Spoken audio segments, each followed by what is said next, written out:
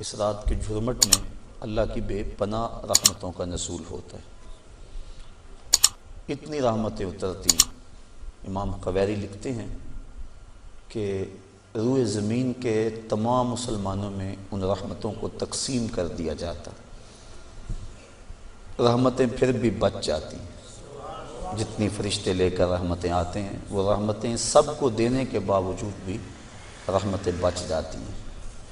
پھر وہ رحمتیں دارالحرب میں رہنے والے کافروں میں بانٹی جاتی ہیں، اور جس کافر کو اس رحمت سے حصہ ملتا ہے اللہ اسے اسلام عطا فرما دیتا ہے۔ یہ جو آپ آئے دن سنتے رہتے ہیں کہ فلاں عیسائی مسلمان ہو گیا، فلاں ہندو مسلمان ہو گیا، تو امام قویری آپ لکھتے ہیں، آپ فرماتے ہیں یہ شب قدر کو آنے والی رحمتیں ہوتی ہیں، مسلمانوں کی جھولیاں بھر دی جاتی ہیں، اور پھر اس کے بعد جب رحمتیں بچ جاتی ہیں تو وہ دارالحرب کے اندر رہنے والے کفار کو بانٹ دی جاتی ہیں، اور انہیں اللہ پھر بعد میں ایمان عطا فرما دیتا ہے۔ اور ایک روایت کے لفظ اس طرح ہیں کہ پھر وہ رحمتیں چھوٹے بچوں میں بانٹ دی جاتی ہیں۔ اللہ کی رحمتیں کتنی عمیم ہیں اور اس کی رحمتیں کتنی وسیع ہیں۔ اللہ تعالیٰ کے محبوب علیہ السلام نے اللہ کی بارگاہ میں یہ عرض کی تھی کہ مالک، میں اب اپنی امت کو تیرا سلام پہنچاتا ہوں، تیری جانب سے جو سلامتیاں وصول کرتا ہوں وہ اپنی امت کو میں دیتا ہوں، تو جب میں چلا جاؤں گا تو تیری طرف سے اترنے والی سلامتیوں کو اور سلام کو میری امت تک کون پہنچائے گا؟ تو اللہ تعالیٰ نے سورۃ القدر نازل کی، اس میں فرمایا سلام محبوب فکر نہ کر، فرشتوں کی ڈیوٹی لگا دی ہے، وہ قیامت تک تیری امت پر سلامتیاں نازل کرتے رہے۔ تو اس رات کے جرمٹ میں بے پناہ برکتیں۔ ویسے تو حدیث شریف میں آتا ہے کہ اس کو طاق راتوں میں، آخری عشرے کی طاق راتوں میں تلاش کرو، لیکن حضرت ابی بن کعب رضی اللہ تعالیٰ عنہ قسم کھایا کرتے تھے کہ مجھ سے قسم لے لو کہ شب قدر جو ہے وہ 27ویں کی رات ہے۔ حضرت بایزید بسطامی فرماتے ہیں میں زندگی میں 2 مرتبہ شب قدر کو پایا ہے، اور دونوں مرتبہ 27ویں شب کو ہی پایا ہے۔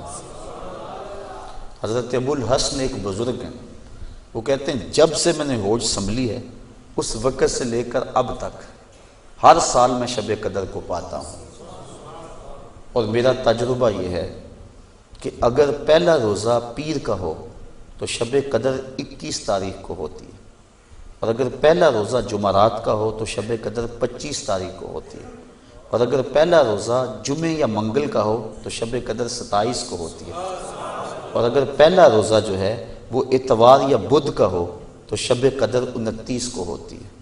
تو اگر ان کے تجربے کو سامنے رکھیں تو اس مرتبہ پہلا روزہ جمعے کا تھا، تو پھر بھی آج کی رات کے دامن میں بے پناہ برکتیں جو ہیں وہ لیلۃ القدر کی رکھی گئی ہیں۔ اللہ تعالیٰ جل شانہ ہمیں اس رات کی برکتیں لوٹنے کی توفیق عطا فرمائے۔ اس کی رحمتیں بازو پھیلائے آواز دیتی ہیں بندے کو کہ کوئی ہے بخشش مانگنے والا، کوئی ہے رزق مانگنے والا، کوئی ہے سوال کرنے والا، میں اس کی جھولیاں بھر دوں۔ ہم تو مائل بکرم ہیں، کوئی سائل ہی نہیں، راہ دکھلائیں کسے، کوئی راہ روے منزل ہی نہیں۔ صرف 4 اشخاص ہیں جو اس رات محروم رہتے ہیں۔ ایک عادی شرابی، شراب کا رسیہ، دوسرا والدین کا نافرمان، تیسرا قاطع الرحم، خون کے رشتوں کو توڑنے والا، اور چوتھا وہ شخص جو سخت دشمنی رکھنے والا ہے، اور سخت دشمنی اس کو کہتے ہیں جو 3 دن سے زائد ہو، کیونکہ مومن جب ایک دوسرے سے ناراض ہو جاتے ہیں تو 3 دن سے زیادہ ناراض نہیں رہتے، تو جو 3 دن سے زیادہ ناراض ہیں ان کو سخت دشمنی رکھنے والا کہا جاتا ہے۔ تو اس رات کی جرمٹ میں، اس رات کے حسین لمحوں کے اندر یہ 4 بندے اللہ کی رحمتوں سے محروم رہ جاتے ہیں۔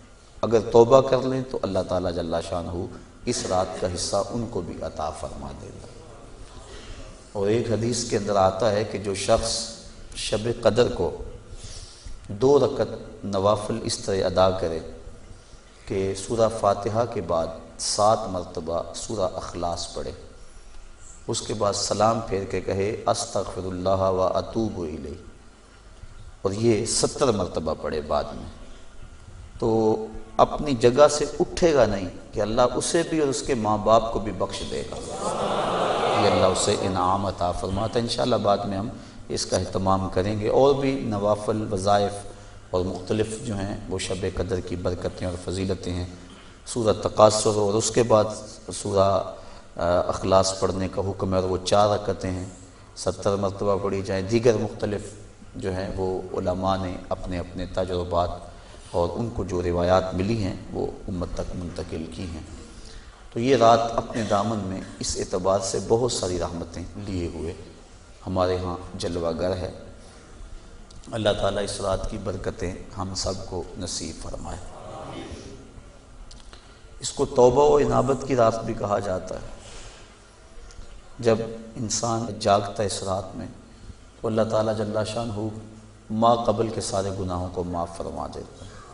وہ فرمایا کہ من قاما لیلۃ الصیام، لیلۃ القدر اس سے مراد ہے، ایمانم و احتسابا غفر لہ ما تقدم من ذنبہ، جس نے لیلۃ القدر کو قیام کیا اللہ تعالیٰ اس کے پچھلے سارے گناہوں کو معاف فرما دیتا ہے۔ ایمانم و احتسابا، 2 شرطیں، ایک ایمان کی حالت میں ہو اور دوسرا اپنے نفس کا محاسبہ کر رہا، کیونکہ اپنے نفس کو محاسبے میں رکھنا چاہیے، اس کو بے لگام نہیں ہونے دینا چاہیے۔ جو پڑھ رہے ہیں کہہ رہے ہیں اس پر مانن استحضار موجود ہو، اور ہم اگر توبہ کریں، رجوع لائیں اس کے حضور، تو وہ صرف زبان سے نہ ہو بلکہ ہمارے دل